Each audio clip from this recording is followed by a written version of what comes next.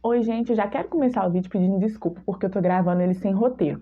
E eu sou o tipo de pessoa que roteiriza cada palavra, sem mentira. Eu escrevo tudo, tudo, tudo. Então, pra mim, assim, é uma coisa muito complicada. Mas eu senti que eu deveria ser mais espontânea, porque hoje eu vou falar sobre insegurança. Na verdade, eu queria focar mais na história de Jeremias. A gente vai até ler lá um pedacinho, mas eu queria falar muito sobre mim. Não queria, na verdade, né? Eu entendi que eu deveria falar, porque eu detesto conversar sobre mim. Eu falo de tudo, menos sobre mim mesma, sabe? Só que eu entendi que hoje é necessário mesmo, porque se falar de insegurança e eu não falasse aqui sobre as minhas inseguranças, seria muita hipocrisia da minha parte estar aqui falando de algo que eu vivo, que eu poderia compartilhar e não estar compartilhando isso com vocês, né? Eu sempre gostei mais dos bastidores, tanto nas coisas da minha igreja, quanto na escola, tudo que eu pudesse fazer, assim, por trás, trabalho na escola, se eu puder ficar só no cartaz, ótimo. Na igreja, se eu puder ficar lá só na mídia, ótimo. E, então, quando Deus me chamou pra estar aqui no YouTube, eu fiquei muito medrosa, gente, sem mentira. Eu chorei tanto, tanto, tanto. E é ainda muito difícil pra mim, eu ainda não me acostumei. Eu já me acostumei com o fato de eu estar falando com o celular, mas eu ainda não me acostumei com o momento de postar o vídeo, por exemplo. Eu posto o vídeo e deixo ele lá, eu divulgo ele e finge que ele não existe. Depois de uns dias que eu vou ver se alguém comentou alguma coisa, porque realmente pra mim é muito difícil. Tem gente que faz com a maior facilidade, mas pra mim, assim, é algo fora do comum, fora do normal. E por que falar sobre Jeremias hoje? Vamos ler lá em Jeremias 1, porque eu me identifico muito com ele. Talvez se você é um pouco inseguro, você vai se identificar também. O Senhor Deus me disse: antes do seu nascimento, quando você estava na barriga da sua mãe, eu escolhi e o separei para que você fosse um profeta para as nações.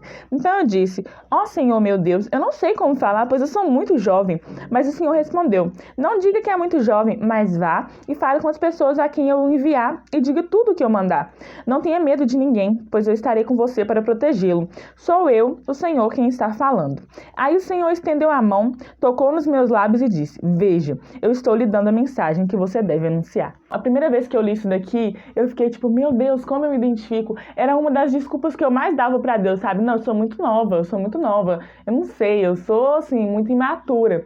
E quando eu vi que anos atrás alguém se sentiu da mesma maneira, é reconfortante. Eu acho até meio errado você ver, tipo assim, a pessoa sofrendo e você falar que o sofrimento dela te conforta.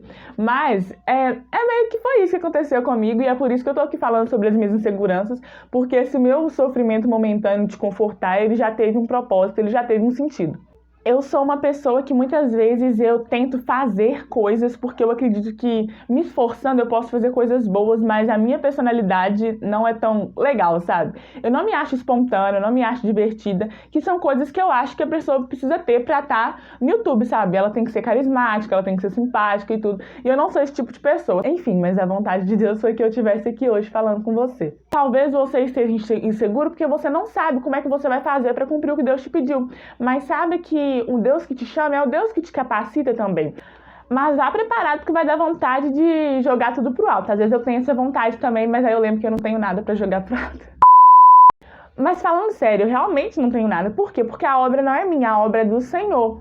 E nem a minha vida é minha. Lá em Gálatas fala assim: assim já não vivo eu, mas Cristo é quem vive em mim. E essa vida que eu vivo agora, vivo pela fé no Filho de Deus que me amou e se deu a si mesmo por mim. Ou seja, minha vida não me pertence. Eu não posso simplesmente deixar que as inseguranças, as incertezas e os meus sentimentos controlem uma vida que não pertence a mim. A gente tem que escolher andar de verdade pela fé e não pelo que a gente vê.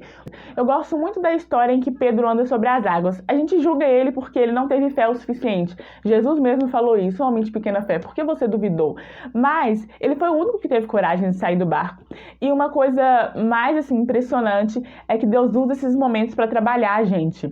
Sabe, Pedro ali no meio, ele tá andando sobre as águas e tal, e aí ele olha para o lado, ele vê a tempestade e ele fica com medo e começa a afundar. O medo dele faz com que ele afunde. Então ele grita por Jesus, sabe? Mas sabe o que é mais interessante nessa história? Ele não precisava gritar. Jesus estava perto. Se Jesus estivesse longe, ele ia ter que correr. Mas Jesus, a Bíblia fala, né, que Jesus só estendeu a mão. Às vezes, quando a gente tá bem, a gente fala, poxa, Deus tá aqui comigo mesmo, porque eu tô bem. Mas aí, quando a gente tá mal, tá na fossa, a gente pensa que Deus se distanciou. Mas não é isso. Se Deus quisesse ficar distante, ele estava distante. Mas ele escolheu morar em nós. Por que ele tá longe, então, nos momentos difíceis? E uma das coisas mais importantes é a gente entender isso também, que não é por nós, mas através de nós. A minha líder sempre fala isso, e é uma coisa que eu gravei. E é importante a gente ser parecido parecido com Jesus nesse momento, porque Jesus abriu mão da natureza dele. Faz parte da Rebeca ser insegura, faz parte da Rebeca ter incertezas, mas não faz parte da natureza que o meu pai tem para mim, da minha identidade de filha. Faz parte da Rebeca ser humana, da minha natureza humana, mas a minha natureza espiritual não é assim. Portanto, se eu decidir largar a minha vida, a vida que eu vivia antes, eu também tenho que largar essas coisas, entendendo que é um processo, não é algo do dia para a noite, mas é um processo que eu tenho que me permitir passar para mudar. E foi o que Jeremias fez. Até o fim da vida ele cumpriu aquilo que Deus tinha para ele, mesmo ele sendo tão rejeitado, mesmo ele sendo sozinho, ele cumpriu fielmente. E sabe o que é mais interessante? Jeremias era parecido com Jesus. Você pode pensar, tipo, como Jeremias era parecido com Jesus, se Jesus veio bem depois dele? Naquela passagem que Jesus pergunta aos discípulos, quem eles dizem que eu sou? Os discípulos, né, eles falam o nome de vários profetas, inclusive o de Jeremias. E como ser parecido com Jesus? Cumprindo aquilo que Deus te confiou para fazer. Mas eu entendi que era isso aqui que eu deveria falar hoje. E se você não entendeu, como eu disse antes, você pode deixar um comentário aqui, eu não fico ofendida, eu falo muito rápido e falar assim meio desconexo ainda atrapalha, né? Mas eu espero muito que você também se livre das suas inseguranças, se apegue à opinião de Deus, não do que você mesmo pensa sobre você. Às vezes a gente consegue ignorar a opinião das outras pessoas, mas é muito difícil calar a nossa própria voz dizendo que nós não somos capazes.